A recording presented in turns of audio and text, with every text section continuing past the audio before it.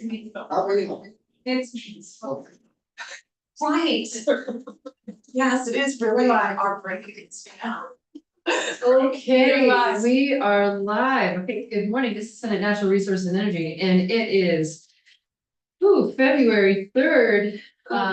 And we ended up canceling our first witness because we didn't have time, so we will reschedule him. But we're gonna go right to S212 about water and wastewater connections. And we're joined by and welcome. Good morning, it's still morning. Yeah, technically. Feels like the afternoon. For the record, my name is Brian Griffin. I'm the Director of the Water and Groundwater Protection Division at the Agency of Natural Resources. Thank you for the invitation to come back again and speak on S212, a bill that the agency generally supports. If it's okay with you, Chair Watson, I'd like to touch base on a few areas of the bill that were discussed on Friday during Friday's testimony. I know some questions from members, and then leave time for any questions that you all may have. This is great. Okay, so the first area that there seemed to be a general line of questioning around some of the complexities and some of the differences between the types of connection projects that exist out there, and the review process that the agency may undertake in terms of different types of connection reviews. So under 1973 K1, which is page 4 on the bill, really the heart of this bill in creating the authority for the general permitting program for connections. There's language in the bill that talks about may give deference as part of the review of these projects, and there was some discussion about that on Friday. And just wanted to provide a little bit more insight into the types of projects that we review as part of our connection proposals or applications, I should say. As part of my testimony a few weeks back, rewinding 2 weeks back, talking about peeling off the carrot, just to bring you all back to that. This program, I colloquially refer to it as the WW program, issues about 3,000 permits a year. And that is by far the largest amount of permits throughout all of DEC's permitting programs. Of those 3,000 permits, we estimate about 80% of those permits deal with housing. Now, of the 3,000 permits, about 250 of those annual. Again, these are just nice round numbers for all of you, but generally it's been trending that way really since the pandemic. Are specific for connections. So about 250 permits annually for connections. Average time for DEC to process those is 18 days. So going back to my testimony 2 weeks ago, I talked a lot about the program is under intensive pressure and there's a real focus on housing. We really are prioritizing time. So as part of this program, this general permitting program, we really think it's a peel off the carrot. And this is a way for us to try to scale back some of our review time and some of our traffic that is receiving individual reviews. So while our intent is to give deference and set this up as a general permitting program relying on certification, Legislative Council testified that on Friday that these projects can vary quite significantly in scale and scope. So we support and would recommend keeping the may give deference language as part of the general permitting development through the design manual, through creating the documentation and the materials for the general permitting. The agency would evaluate certain types of projects that may be complex that would benefit from an individual review. So we would recommend that may give deference. And just to give some on the ground examples, there is a big difference between a single family residence or an accessory dwelling unit, or a change in use of a building in a downtown from one use to another use, which could all be part of the connection permitting scheme, to a large subdivision of land in many lots, or the development of a new public water system or a new wastewater system where you're bringing lots of new connections on at the same time, or an expansion of Snre. So there are a diversity of types of projects, and I think that the complexity often tracks with scale and size, the number of buildings, the type of infrastructure that's getting permitted. And the main thing I wanted to emphasize that these aren't new. And so while we intend to roll this program out as a general permit program that relies upon deference, we would like to reserve the right to evaluate certain complex projects that could benefit from individual review. Can I ask a question? So a designer licensed under this chapter, what are they licensed? They're a licensed plumber? Are they a licensed, what is designer?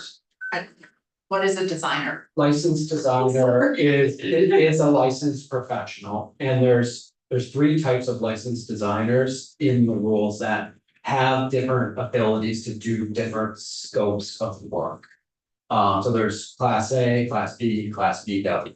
Are they usually, I'm just trying to figure out what profession do these people belong to? It's designers. It's a licensed designer profession. Class A does include. Designer of wastewater systems? Okay, so there are lots of different kinds of designers, Yes. so like what, set designer, you know, costume designer? Sorry. Licensed in the Office of Professional Regulation. Okay. We provide examinations and training. Okay, so they first of all have to be licensed, and then you may give deference, but don't have to. Okay, and then can I ask you about a different name, the same section? It's on top of page 5. This secretary may adopt general permitting programs for other activities that require a permit under this section. And what would that be? Okay. So I was gonna get. You were gonna get to that? Okay, sorry. I'm happy jumped to ahead. do it right now. Checking out the mays versus shalls here. Yeah, I got you. So, the other aspects of general permitting, and that was a line of questioning from Friday. And again, going back to the field of carrot analogy, always looking from an internal operational perspective, how to, right size the workload. It's not only getting things a little bit more sustainable in terms of the workload, but it's also looking to add capacity to shift resources away from individual reviews in the middle of the permitting process, and more shifting those resources to the front end in terms of assistance in the development of the design of the project, and then on the back end to make sure that compliance is happening with the requirements of the permit. So we don't have any immediate plans. We've been really focused in terms of right sizing the work on data and records management, process improvement in this general permit. That has been our focus. But that I do like the idea and support this general language that we would have the opportunity to look at other low risk, low complexity projects and identify the possibility for a general permit. So legislative council gave the example of subdivision of land. That's something that requires a permit under the statute and our rules. So that may be something that was a good example. Another good example could be really low, smaller scale, low complexity wastewater systems, like a single family residence with an in-ground leach field with no mechanical components. We would follow that same framework of bringing the standards forward, clarifying them, making them easier to use, develop the general permitting materials, put on public notice, and then operate under them. And so it just streamlines our administrative process. We don't have any specific plans, but those are two examples. And generally, when we would look at these types of examples, there are areas of low complexity, low risk. Okay, can I follow up? Yes. So you sort of answered my question, this question that I'm going to ask, but I just want to clarify. The process when you create a general permit, it doesn't go through LCAR or something like that, a general permit, right?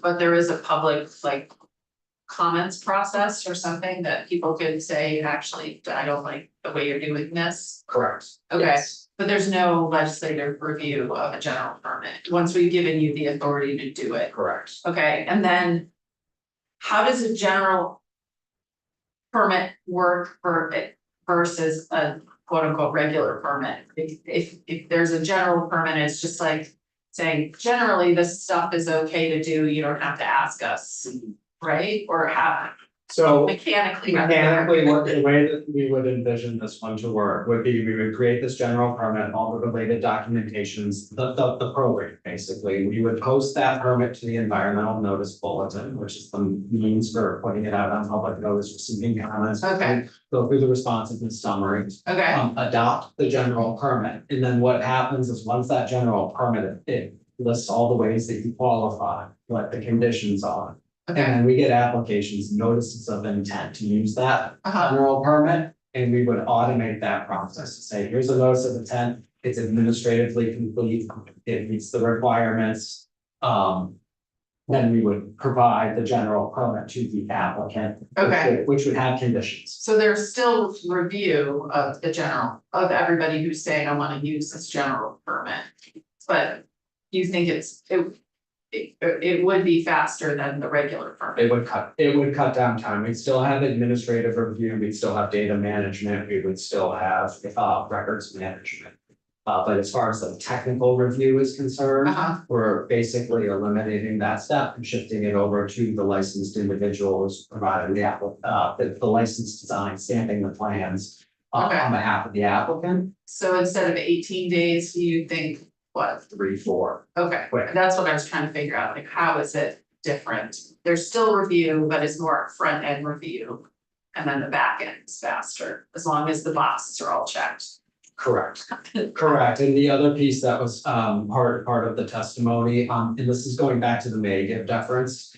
Side of the equation is that really important step for this program would be to create an audit protocol. To ensure that A, the program is operating as intended, and B, that we're ensuring accountability related to the certification of the designs. And the best way that we have found for creating the audit protocol is to allow for it to happen as part of an individual review. So we would set a framework for auditing. Generally, we create categories and randomize it, so we're not just to get the bias out of it. And then we would do an individual review on that project. So that's why we support this language as may. There may be some complex projects that we would want individual review, and we would like to retain the right to be able to audit the program. And this seems like a way that. Okay, it's very, thank you. Okay. So, and we have, just to be clear, we have not started to talk about page 5, line 3, that may, am I correct? I did answer that. That was, Okay. okay. So that's the general broad-based general. Right. Or Okay, right, and then you talked about the diversity of projects that might. Wonder.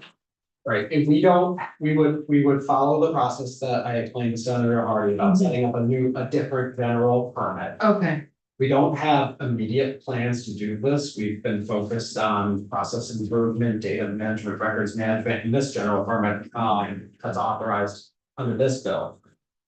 If we were to, take another peel off the carrot to continue with the analogy, we would be looking at low complexity, low risk projects. That would generally be what we would evaluate to remove our review step. Go through the same process as we're proposing here, bring the standards forward, modernize them, and try to just make it as administratively efficient as we can. it makes me wonder about including some language like that in the draft to say. Secretary may adopt general permitting programs that may. That was, this is not the right language, but something like that would be considered low complexity or low risk. Just so that we're keeping that. Targeted, narrow. Does that make sense? I don't have the right language on that, but I'm speculating, right? Yeah, I agree, I think so, just to. Yeah. Keep. So we know what we're talking. And yes, I think it's different. okay, yep, We do and then that. we'll go. What you could also just say, give them the authority to do a general permit, but retain the right to. Let's, Mhm. right, so I'd be happy with that. Okay, I don't wanna unnecessarily create a line. They have to have. sure, and if that's like arbitrary, I think the same. yeah. Well, I think okay. we're talking about two different sections though, Senator, because I think what Brian was saying, the review would be for the general permit for water, wastewater. But Senator Watson, if I'm understanding, was talking about the other stuff, the which is on page top of 5. This was, Pick up, okay. I think that's what you were talking about, and so to your point though, I was going to ask, do we need to put language in that says you retain the right to audit and review complex projects? Or is it already in there? I mean, maybe that's a question for Michael. That's a question for Mike O'Grady, I think. I mean, I was using the may as a way to audit, but yeah, explicit authority to do that it might not be the worst idea. Isn't necessary. It's a good question for him. well, the only hesitation I have about that, and I think it is worth asking, our legislative council about this. I'm just recalling in other conversations that if you specify it in one place, but you don't specify it in other places, Yeah. does that have implications for other parts of the law? And so that's just one reason to not, but willing to. Let's ask Michael. Exactly. Yeah. And also to follow, so, because this second May that we were just talking about was about your question about like what are we giving away, like the last time we had this conversation, so, just wanted to chase that down, so, okay, thank you. And I'm also just conscious of the time. This is very valuable though, so thank you. You're welcome. Can Yeah. I mention 2 more things? Absolutely. Okay, so the standards for determining capacity, there was language that was inserted that wasn't recommended by the agency that says the manual shall include standards for determining or defining capacity of a public water system or pollution abatement facility for the purposes of proving connections. And we would like to see some clarity on the intent of that language. What page are we on? I'm sorry. It's in the same section we've been talking about. Oh, With, It's on line. Starting on line 17 on page. yeah, I'm thinking of it starting in line 19, the manual shall include. Correct. Yeah. So my understanding is from the testimony that we heard, was that there is disparate understandings of what capacity even means, between municipalities, and, you know, that has something to do with, you know, like, I'm trying to recall and paraphrase here, but it was something like gallons per minute versus pressure, versus, you know, the capacity of the plant versus capacity of the pipes. So having a common language, for municipalities to speak in that regard, I think would be helpful, especially as people are looking to understand whether or not there is capacity to add a building, let's say. So that's my understanding. Yeah. Okay, and then the last thing I was gonna speak about was the fees, and I think there were some questions about this complex versus simple in terms of fees. We had advocated or put in as a placeholder the standard $500 fee, just administrative, but easily one fee for all of it. There are winners and losers in that, and it doesn't take into account the simple versus complex. So our existing fee categories are based on flow. The first category, what we refer to as RO1, is $306.25. That 25 cents has been a challenge. But $306.25 and the $500, so that's single family residence with an AD as an example. So the fee would actually go up for those projects. So we took a closer look and would welcome the opportunity to offer a more staggered approach using at least three different flow categories, have it based on flow like we do now, With the goal of, not creating an insurmountable budget hole, we don't wanna have a hole that, actually impacts all these housing permits that we're issuing. But at the same rate, looks to give everybody a break that's going through our individual permit, given the level of effort that's required on our part. So, our initial scaling, and I've lent a little bit more time to do some analysis, but we looked at 250 for the low fee category, which would encompass our two lowest fee categories now, which are 306.25 and 870. And then a middle fee category between 2,000 gallons per day and 6,500 of 2,500, and then above 6,500 gallons going up to 5,000, which saves everybody on their fees as it resides today. And think we can make that work. I wanted to make sure that I get those numbers, so below 2,000 gallons a day, it's 250. The middle section, the middle fee is between 2,000 gallons per day and what was the upper limit there? 6,500. 6,500, 2,500. and then above 6,500 is the, 5,000. 5,000, and sorry, what was the fee for the middle category? 2,500. You said that, okay, 2,500, okay. A lot of applications for 1999. Yeah. Oh dear, yes, go ahead.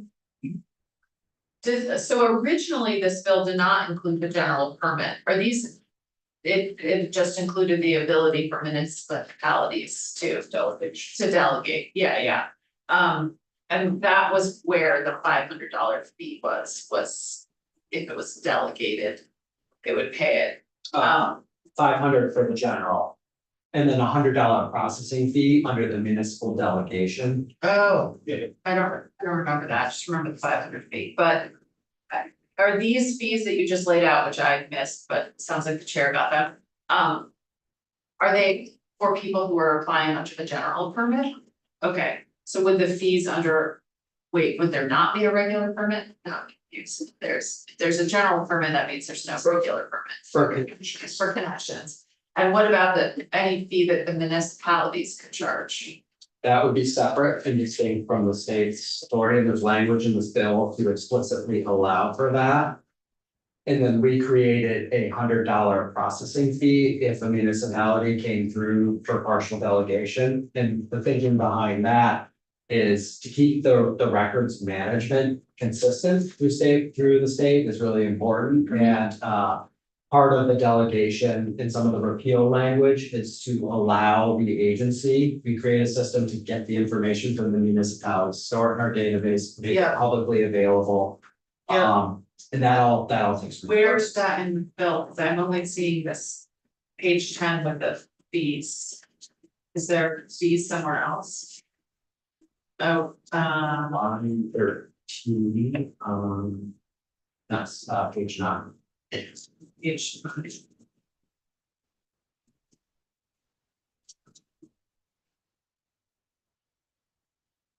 Okay, I see, okay. And that section also allows them to charge their own fee. Great, I'm realizing that we are out of time. I do have another question, related to, tracking capacity across the state. But I think I'll either email you or we'll reschedule or, something. But did you have any more things that you wanted to share?